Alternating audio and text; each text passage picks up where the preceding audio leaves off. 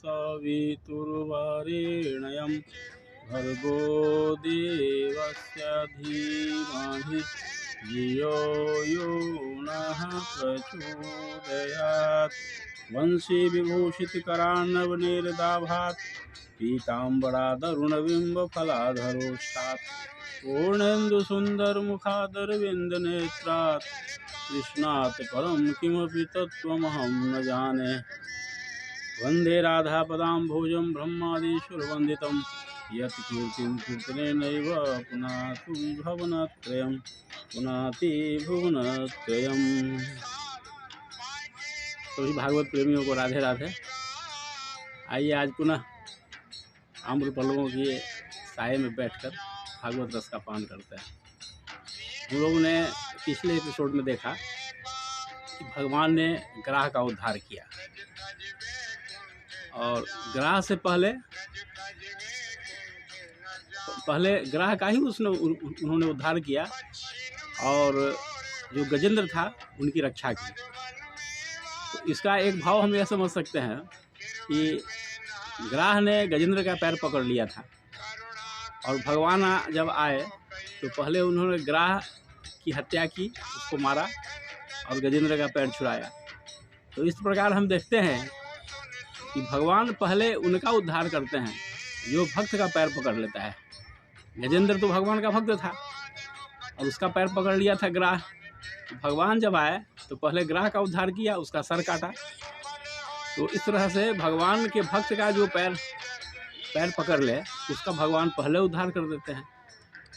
और इसके साथ हमने यह भी देखा कि गजेंद्र ने जब देखा कि संसार में कोई मेरा साथ नहीं दे रहा है और यही होता है, हम लोग भटक जाते हैं ना, तो अंत में वह भगवान की शरण में गया और पूर्व जन्म का सीखा हुआ अस्त्र था। वह पूर्व जन्म का अभ्यास था। भगवत गीता में भी हमने देखा जब अर्जुन ने प्रश्न किया था कि जो साधना मार्ग पर आगे बढ़ते हैं और भटक जाते हैं किसी कारणों से, उनका क्या होता है, क्या वह बादलों की भांति छिन्न भिन्न तो नहीं हो जाता है। तो भगवान ने कहा कि नहीं, साधना के मार्ग में किया हुआ थोड़ा सा प्रयास भी सफल होता है, उसको आगे किसी न किसी रूप में काम देता है। तत्र तम बुद्धि संयोगम लभते पर्व दैहिकम। पूर्व जन्म में किया गया अभ्यास उसको नए शरीर में अगले जन्म में प्राप्त हो जाता है। भगवान श्री कृष्ण ने कहा था कि पार्थ नैवेह नामूत्र विनाशस्तस्य विद्यते न ही कल्याण कृत कश्चित दुर्गतिम तात गच्छति। कि इस आत्म कल्याण के मार्ग में किया गया थोड़ा भी प्रयास बेकार नहीं होता है, न इस लोक में न उस लोक में, कहीं बेकार नहीं होता है। अभी एक चर्चा हो रही है बहुत ज़्यादा, एक भागवत नाम का 3 वर्ष का बच्चा है वृंदावन में, उसको पूरा का पूरा भगवत गीता का श्लोक याद है और वह इस उम्र से ही गीता का प्रचार कर रहा है।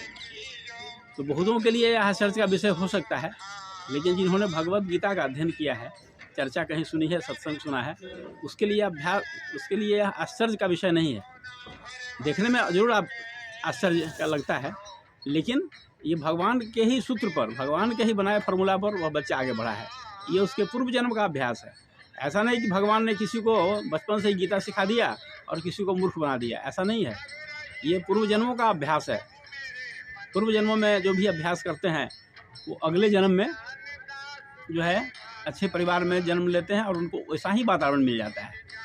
तो वही भगवत गीता का ही यह श्लोक सार्थकता है कि तत्र तम बुद्धि संयोगम लभते पर्व दैविकम।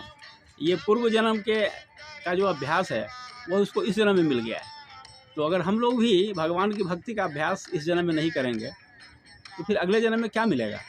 और मानव शरीर भी तो इसी काम के लिए मिला है ना, कि जीवन लक्ष्य की प्राप्ति करे, भगवान की भक्ति मिले, इसी के लिए मनुष्य शरीर मिला है और किसी काम के लिए नहीं मिला है। खाने पीने भोग विलास के लिए तो हर प्रकार का जीव है, 84 लाख योनि है, लेकिन सबसे उत्तम योनि भगवान ने हमें दिया है। इसीलिए एक बार मारिए छलांग और भवसागर पार कर जाइए, इसीलिए मिला है, न कि विषयों में फंस करके जीवन बिता देने के लिए। तो यही है कि कहीं भी भगवान की भक्ति या ज्ञान ईश्वरीय मार्ग में कभी बेकार नहीं जाता है। तो गजेंद्र ने जो प्रार्थना किया भगवान से, यह पूर्व जन्म का ही सीखा हुआ था। पूर्व जन्म में वह द्रविड़ देश का राजा था, इंद्रदुम्न उसका नाम था, और जीवन के अंत में वह तपस्या करने के लिए गया पहाड़ पर। इसी बीच एक थोड़ी कुछ दुखद बात हो गई कि अगस्त ऋषि आए और उनके सम्मान में वह खड़ा नहीं हुआ। पता नहीं क्यों, इतने बड़े भक्त से भी कभी कभी भूल हो जाती है या ईश्वर की प्रेरणा है। तो खड़ा नहीं होने के चलते अगस्त ऋषि ने समझा कि अपमान है, स्वाभाविक है, तो उन्होंने श्राप दे दिया कि जाओ तुम मूढ़ योनि में चले जाओ। और हाथी की जो योनि होती है वह मूढ़ योनि होती है।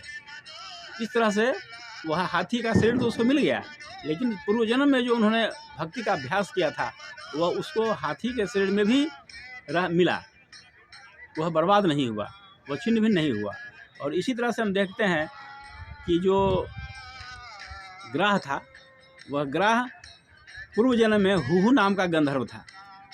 और उससे भी ये गलती हुई कि नहाते समय देवल ऋषि को उसने पानी के अंदर से ही प्रणाम किया, जबकि बड़ों को प्रणाम करने का भी एक तरीका होता है। वह पानी के अंदर नहाते हुए उन्होंने देवल ऋषि को प्रणाम किया, तो देवल ऋषि गुस्से में आकर के उसको श्राप दे दिया कि चलो तुम पानी के ही प्राणी बनो, पानी में रहने वाला जीव बनो। इस तरह से वह विशाल घड़ियाल बन गया। तो ये दोनों श्राप के कारण ही ऐसा हुआ था। तो यहाँ हम यही चर्चा कर रहे हैं कि संसार में पदम पदम यद व विपताम, ये कदम कदम पर यहाँ विपत्ति है, कदम कदम पर यहाँ संकट है। तो इस संकट से बचने के लिए यह भगवान व्यास ने भागवत लिखा, काल ब्याल मुख ग्रास तास निर्नाश हितवे श्रीमद् भागवतम शास्त्रम कलौ कीरेण भाषितम। कि जैसे कोई सांप चूहे को पकड़ लेता है, लेकिन चूहा इससे नासमझ है, और उस अवस्था में भी उसके सामने से कोई कीड़ा मकोड़ा गुजरता है तो वह चाहता है कि हम उसको पकड़ के खा लें, वो जबकि वह खुद काल के मुख में है। यही स्थिति हम लोगों की है। हम लोग प्रति क्षण कदम कदम पर काल मुख के मुख में हैं, लेकिन हमें पता नहीं है। और इस स्थिति में भी हम चाहते हैं कि हमारे सामने कोई आवे तो उसका हम बिगाड़ लें। ये हम लोगों की बहुत बड़ी भूल है और यह मानव जीवन का दुरुपयोग है। ऐसा हमें नहीं करना है। ये भागवत शास्त्र का अध्ययन श्रवण सबको करना चाहिए, क्योंकि यह जीवन जीने की कला भी सिखाता है और मोक्ष भी प्रदान करता है, पितरों को प्रसन्नता भी देता है और आत्मकल्याण करता है। इस क्षेत्र में आगे बढ़ने वाला कभी भी घाटे में नहीं रहता है। आज इतना ही, इसके साथ हम आज की कड़ी को समाप्त करते हैं। ओम शांति शांति शांति सर्वारिष्ट सुशांति भव।